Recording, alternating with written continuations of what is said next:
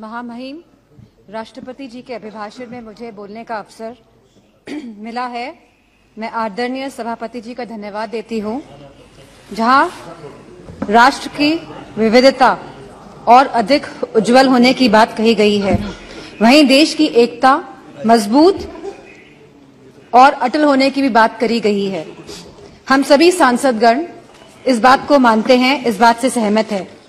लेकिन लगभग एक दशक से जिस विश्वास के साथ देशवासियों ने 2 बार एक स्थिर सरकार चुनी है, जहां आत्मनिर्भर बनने की बात कही गई है, जहां भ्रष्टाचार मुक्त होने की बात कही गई है, जहां स्मार्ट सिटी की बात कही गई है, जहां कालाधन वापस लाने की बात कही गई है, वहीं आज हमारे समक्ष हिडनबर्ग की भी रिपोर्ट आई है, जहां मैं समझती हूं कि सरकार प्रतिबद्ध है देश के प्रति कि उसे जवाब देना पड़ेगा कि हिडनबर्ग की रिपोर्ट में क्या सच्चाई है।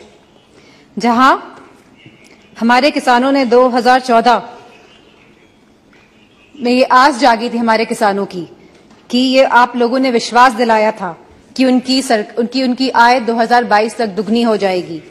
वह किसान आज भी ये आस लगाकर बैठा है कि उसे सब्सिडी में बढ़ोतरी मिलेगी, कि एमएसपी के सही रेट्स मिलेंगे, पैदावार के लिए मंडियां की व्यवस्था उनको दी जाएगी।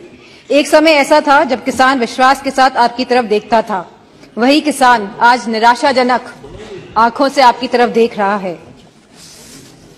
जहां युवा शक्ति की बात हुई, युवाओं में भी बहुत जोश उत्साह था 2014 में कि लगभग 2 करोड़ नौकरियां दी जाएंगी प्रति माह। लेकिन आज उस जोश और उत्साह का पतन होते जा रहा है। आज जहां अग्निवीर जैसी योजना लेके आई है सरकार, तो उनका आत्मविश्वास तोड़ने का काम किया है सरकार ने। यह कैसा अमृतकाल है जहां युवाओं के पास नौकरियां नहीं हैं, जहां किसानों के पास खुशहाली नहीं है और जहां महिलाएं अपने आप को सुरक्षित नहीं मान रही हैं। एनसीआरबी के आंकड़े अगर आप देखेंगे तो यह पाएंगे कि लगातार यौन उत्पीड़न और शोषण के मामले बढ़ रहे हैं और खास तौर पे उत्तर प्रदेश में लगातार ये मामलों में बढ़ोतरी हो रही है। जहां महिलाएं, जहां हमारी माताएं बहनें जो रसोई में काम करती है, वो लगातार महंगाई से लड़ रही हैं। जहां हमारे सिलेंडर के भाव बढ़ रहे हैं, जहां पेट्रोल डीजल के भाव बढ़ रहे हैं, जहां खाद्य पदार्थ के भाव भी बढ़ रहे हैं, दालों के भाव बढ़ रहे हैं, वहीं दूध के भाव भी बढ़ रहे हैं। आयुष्मान भारत योजना के तहत के अंतर्गत कार्ड तो बने हैं, लेकिन स्वास्थ्य सेवाएं उपलब्ध नहीं हो पा रही है। और जैसा कि दानिश सर ने कहा कि डॉक्टर नहीं है अस्पतालों में, और यूपी में गोरखपुर और रायबरेली में जहां एम्स हैं, वहां पे भी सहूलियतें नहीं मिल पा रही हैं क्योंकि डॉक्टर की सुविधा नहीं है, डॉक्टर की कमी है। मेक इन इंडिया के अंतर्गत सरकार कई करोड़ों रुपए खर्च कर रही है जहां प्रचार में, वहीं उत्तर प्रदेश में एक भी बड़ा कारखाना नहीं लगा है। छोटे उद्योग की हालत हम सभी जानते हैं कि वह बंदी के कगार पर है। वहीं सरकार लगातार आयात को बढ़ावा देकर अपने कुछ पूंजीपति दोस्तों को, अपने कुछ पूंजीपति मित्रों को आगे बढ़ाने का काम कर रही है।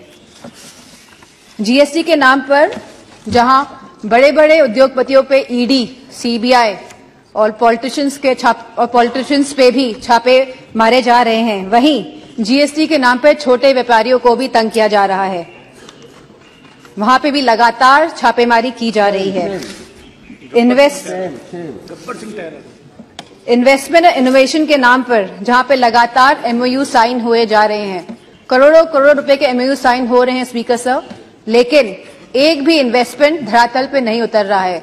जो सरकार यह दर्शा रही है कि हम स्वर्ण काल में जा रहे हैं, जो सरकार यह दर्शा रही है कि देश आगे बढ़ रहा है, तो मेरा मानना है जहां रोजगार नहीं है, और हम कभी गरीबी नहीं हटा सकते जब तक हम लोग रोजगार अपने युवाओं को नहीं दे पाएंगे। महामहिम राष्ट्रपति जी ने कहा कि सबका विकास और सबका साथ की बात भी करी है, लेकिन उत्तर प्रदेश में नियुक्तियों में सबसे ज्यादा भेदभाव भाजपा की सरकार में हुआ है। यदि कुलपतियों और प्रोफेसरों की नियुक्ति को देखा जाएगा तो सभी वर्गों को सम्मान नहीं मिला है। जहां राष्ट्रपति जी ने अनुसूचित जाति, जनजाति, पिछड़ा वर्ग, अति पिछड़ा वर्ग की भी बात करी है, लेकिन जातिगत जनगणना की बात नहीं हुई है। अगर हमें सही मायनों में अनुसूचित जनजाति, अनुसूचित जाति, पिछड़ा वर्ग, अति पिछड़ा वर्ग लोगों को सम्मान देना है, उनको हक और सम्मान देना है, तो हमें जातिगत जनगणना पर भी बात करनी चाहिए। इसी के साथ जहां कहा गया था कि नमामि गंगे, जहां गंगा की सफाई की बात करी गई थी, गंगा में क्रूज चलाने की कभी बात नहीं करी गई थी। जहां गंगा की सफाई की बात करी गई थी, आज भी गंगा का पानी शुद्ध नहीं हो पाया है, क्योंकि जब काली नदी और यमुना का गंदा पानी गंगा में जाएगा, जब तक ये नदियां शुद्ध नहीं होंगी तब तक गंगा का पानी भी साफ नहीं हो सकता है।